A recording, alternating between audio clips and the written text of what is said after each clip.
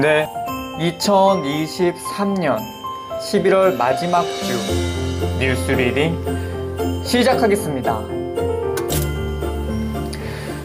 내년에 고용 허가제로 비전문 취업 비자를 발급받아 국내 산업 현장에서 일하는 외국인 근로자 규모가 역대 최대인 16만 5천 명으로 정해졌습니다.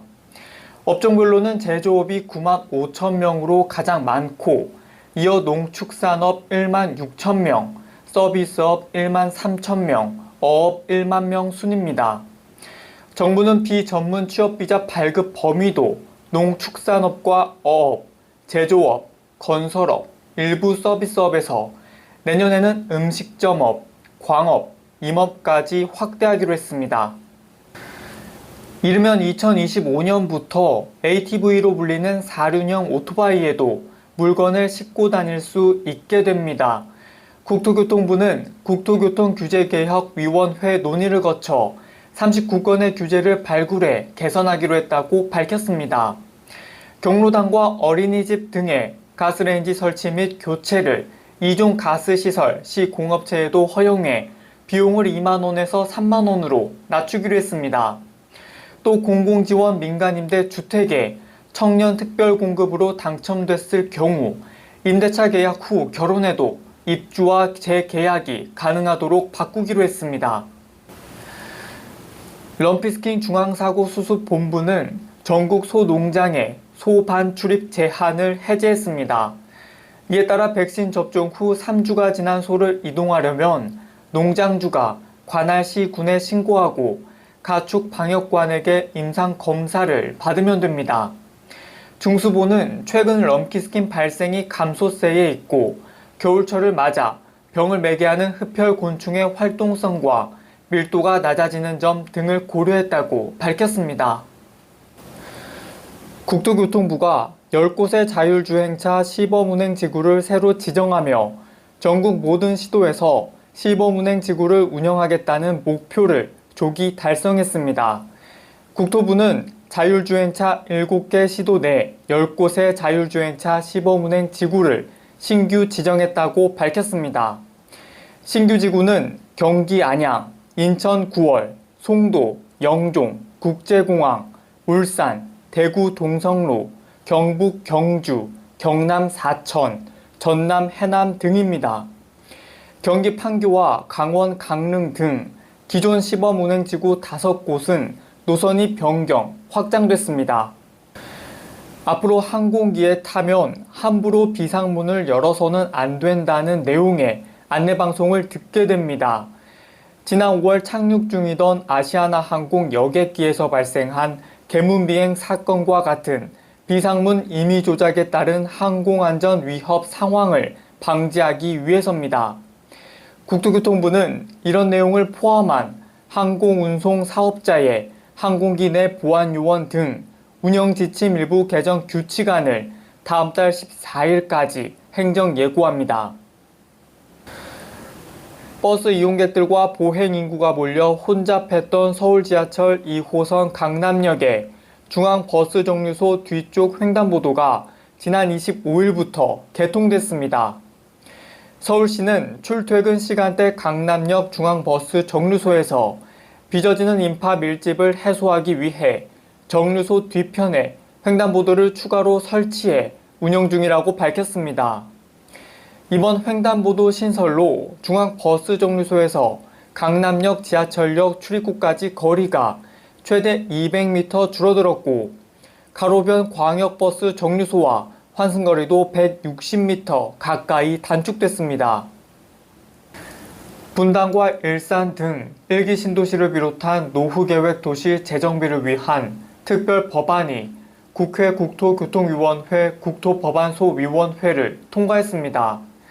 오늘 통과된 노후계획 도시 정비 및 지원에 관한 특별법 적용 대상은 택지 조성 사업을 마치고 20년이 넘은 면적 100만 m² 이상 택지입니다.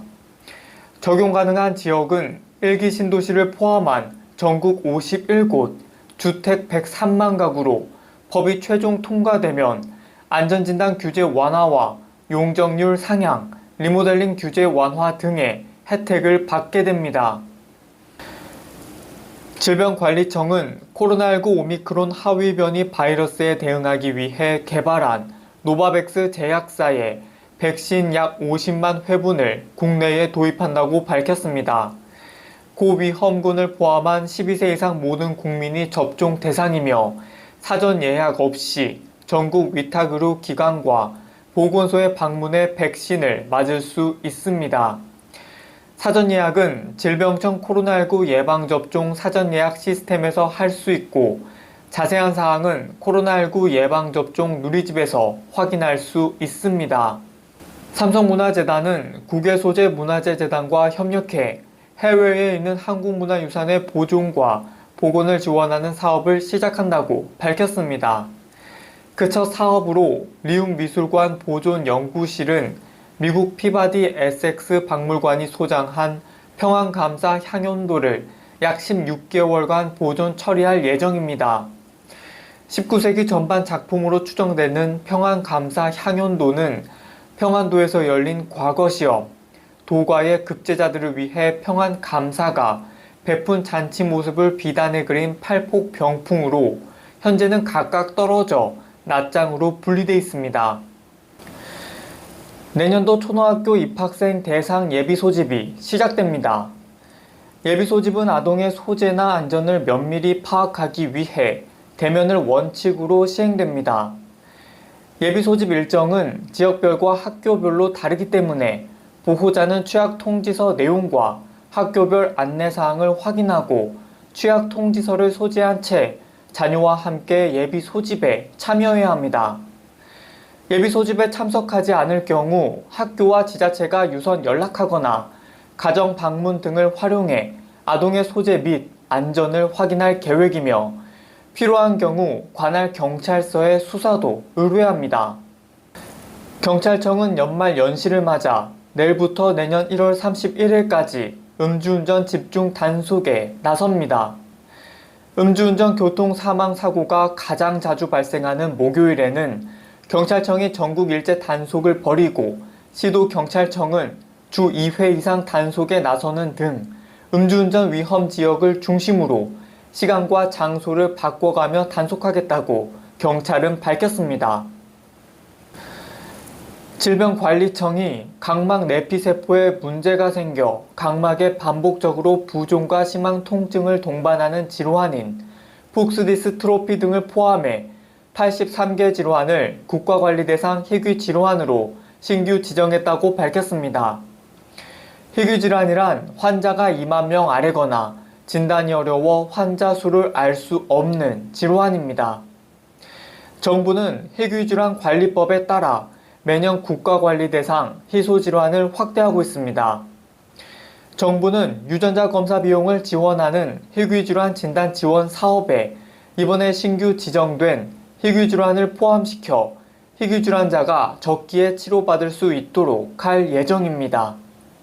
카카오 모빌리티가 인공지능 추천 시스템에 의존한 카카오티 택시 배차 정책을 개편하고 최단거리 우선 배차를 병행하는 방안을 추진하기로 했습니다. 카카오 모빌리티는 택시업계와 비공개 실무자 간담회를 진행하고 현재 수락률 등을 고려한 인공지능 추천 시스템으로 기사에게 승객 호출 사실을 알리고 수락 여부를 묻는 방식을 개편하기로 했습니다. 또 업계 요구를 반영해 단순한 형태의 새 가맹 서비스를 도입하고 기존 가맹 가입자의 서비스 전환을 지원할 계획입니다. 앞으로 결혼하는 자녀에게 1억 원의 추가 한도가 생겨 신혼부부에게 최대 3억까지 비과세 증여가 가능해집니다. 또 미혼 출산까지 비과세 혜택이 확대됐는데요. 다만 혼인과 출산 공제를 모두 적용받으면 공제 한도는 1억 원까지로 제한했습니다. 이 밖에 저출생 대책으로 둘째 자녀가 있는 경우 추가로 15만 원까지 공제 가능했던 걸 20만 원까지로 늘리고 현재 연 700만 원인 영유아 의료비 세액 공제 한도는 폐지됐습니다. 주말인 내일 아침도 영하 4도 안팎으로 춥겠지만 낮부터는 추위가 조금씩 풀리겠습니다. 내일 서울의 한낮 기온 6도로 오늘보다 5, 6도가량이 높겠고 월요일 낮 기온이 8도 안팎까지 오르겠습니다. 강원 영도 지역은 오늘로 15일째, 경북 울진 등지는 14일째 건조주의보가 계속되고 있습니다. 여기에 내일 저녁부터 모레 새벽 사이에는 시속 55에서 90km 이상의 순간 돌풍까지 더해지겠습니다. 내일 아침 최저기온 서울이 영하 4도, 대구가 영하 1도가 예상되고 한낮 기온은 서울이 6도, 광주와 대구는 9도 안팎을 보이겠습니다. 일요일부터 다음 주 초까지 대체로 맑은 날씨가 이어질 전망입니다. 날씨였습니다. 네, 2023년 11월 마지막 주 뉴스 리딩 마치겠습니다. 그럼 저는 다음 주에 뵙겠습니다.